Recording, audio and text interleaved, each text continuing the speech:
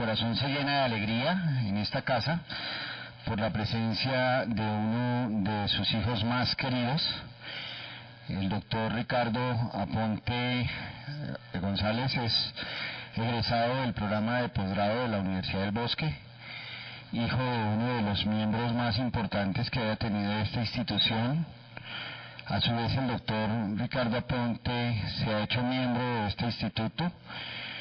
Nos enorgullece grandemente la carrera profesional de Ricardo, nos da algo de envidia, tanto éxito,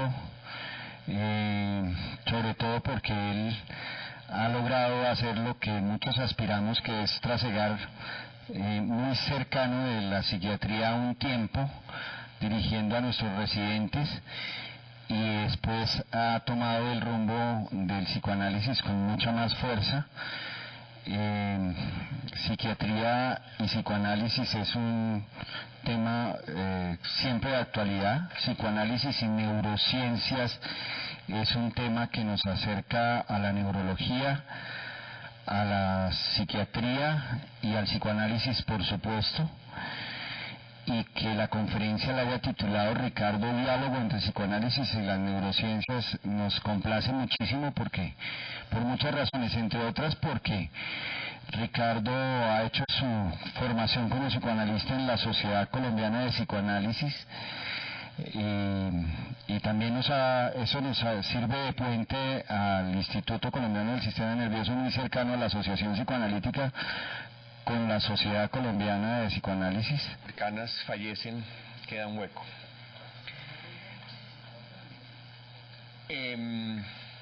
Bueno, el día de hoy quiero que, vamos a hablar de psicoanálisis y neurociencias. Va a ser una mirada sobre todo desde el psicoanálisis, porque pues es lo que yo he intentado entender y aprender. Pero creo que nos podemos aproximar a ciertos aspectos básicos de las neurociencias. ¿Y por qué lo titulo la conferencia de hoy Diálogo?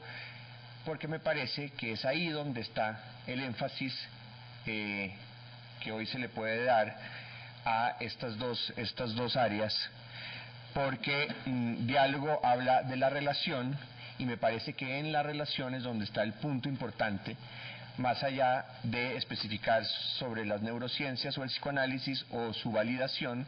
Me parece que a lo que más deberemos referirnos es al diálogo como tal, es decir, a la relación que hay entre estas dos áreas importantes en el conocimiento y en general en el mundo.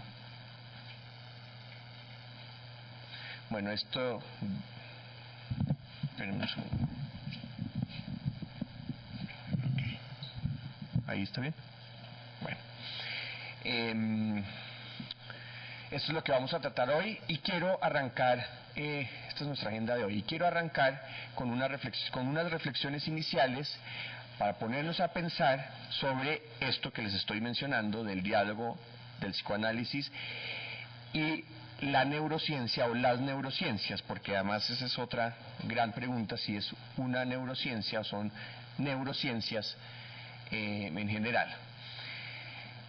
Quiero que partamos de la idea que el psicoanálisis y las neurociencias son dos cosas diferentes, y digo cosas porque es un término general para hablar de áreas importantes. ¿Será más fácil así? Si lo pongo acá.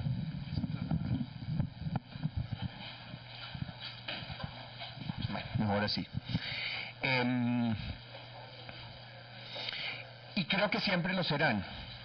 Las neurociencias y psicoanálisis siempre serán diferentes, y por eso hago el énfasis en que tal vez lo que más nos importa es la relación que puedan tener, más que la validación de un aspecto o el otro.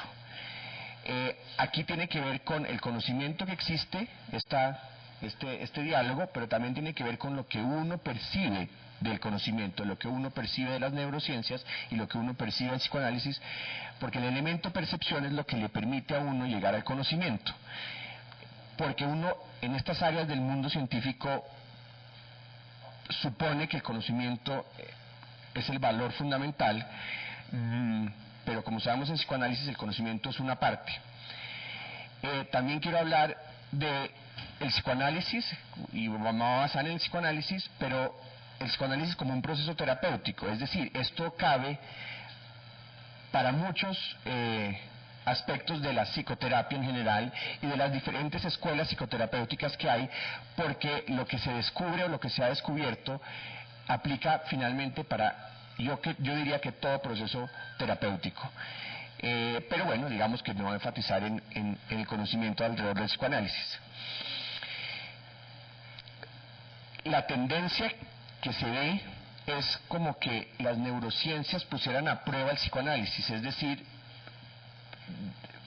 poder pensar si se va a describir algo, si lo que se ha dicho en el psicoanálisis se puede correlacionar con las neurociencias, si finalmente esos hallazgos dentro del método psicoanalítico se ponen a prueba en las neurociencias, y yo creo que eso de entrada debe ser un error.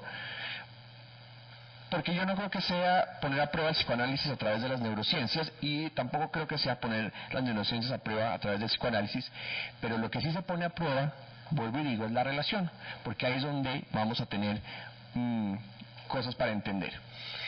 Voy a hablar un poco inicialmente del psicoanálisis como tal, entendiendo el psicoanálisis como un método de investigación, como ustedes lo saben, porque el psicoanálisis ha investigado el mundo de la mente, ha investigado el mundo social alrededor del mundo de la mente, ha investigado, por ejemplo, hay psicoanálisis aplicado que tiene que ver con investigaciones alrededor de áreas como el arte, la literatura, etcétera. Y básicamente cuando Freud arranca todo su proceso de construir estas ideas del psicoanálisis, pues todo lo que más hizo fue investigación, investigar con sus pacientes, investigar alrededor de las teorías. Entonces, de entrada podemos decir que el psicoanálisis es un método de investigación. Y también, además, entonces, se estructura como un método terapéutico, porque empieza a generar cambios cuando se empieza a tener acción sobre los pacientes, y el método empieza a tener acción sobre, entre comillas, la mente de los pacientes. Entonces también es un método psicoterapéutico.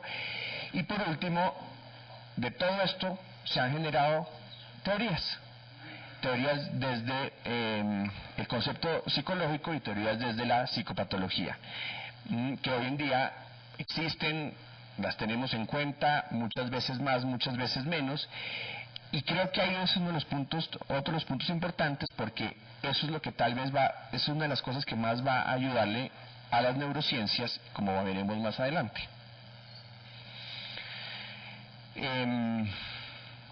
Freud, de entrada, y todos lo sabemos, que empezó a hablar de neurociencias en general.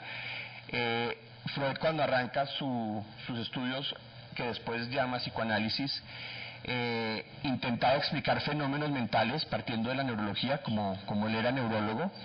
Aquí hay una cuña, y es que en 1910 se crea la IPA. La IPA es la Asociación Psicoanalítica Internacional, que para este año se están cumpliendo los 100 años, y digamos que también es como poder decir que se están cumpliendo 100 años del psicoanálisis, porque digamos que la sociedad internacional empezó a conglomerar a la gente alrededor del psicoanálisis, empieza a estructurar el psicoanálisis como una idea, como un método terapéutico, como un método de investigación. Entonces digamos que es un momento importante.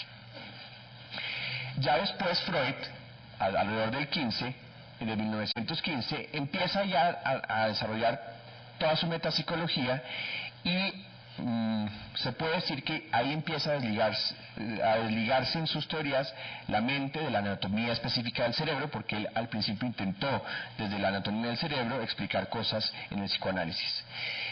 Pero en el 20 vuelve y retoma las ideas, y él en uno de sus escritos dice, seguramente sabiamente, que en todo caso los términos psicológicos van a ser reemplazados en algún momento por términos fisiológicos y químicos. Digamos que hoy en día no es tanto que vayan a ser reemplazados, sino que van a ser correlacionados, y ese es el tema de hoy.